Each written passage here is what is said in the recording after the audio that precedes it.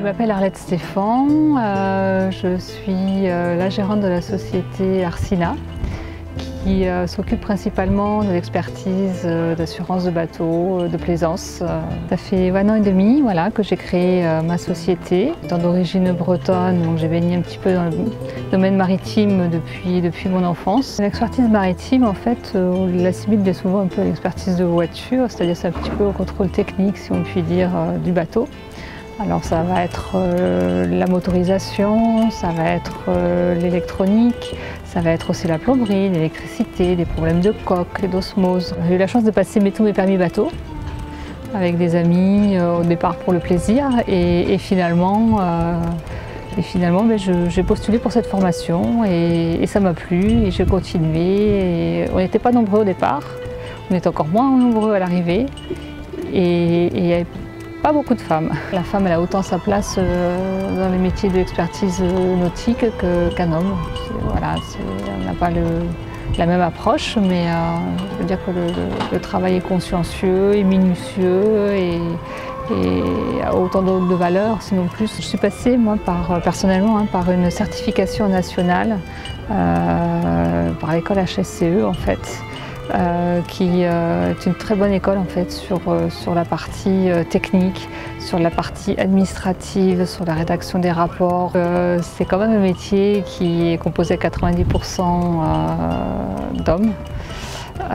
C'est un métier qui en fait est issu bien souvent de reconversion professionnelle, donc voilà, les experts ont quand même aussi un certain âge, donc c'est vrai que étant une femme relativement plus jeune que la moyenne d'âge dans ce métier, c'est vrai que c'est un atypisme. Quand on a affaire à un gros sinistre, on se dit mais bon, comment elle va faire, comment elle va s'en sortir, comment elle va réussir.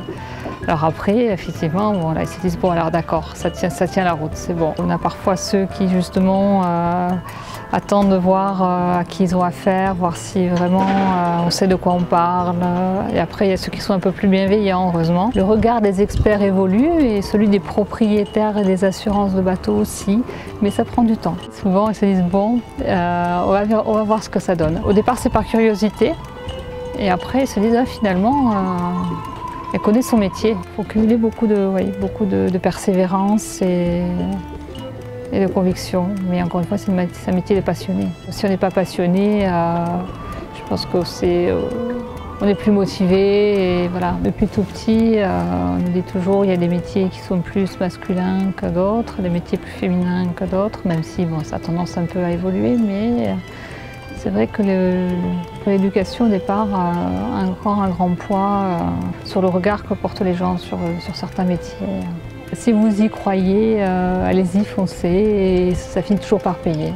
Et après, on finit par être reconnu par nos pairs, et le plus dur, c'est ça. Voilà.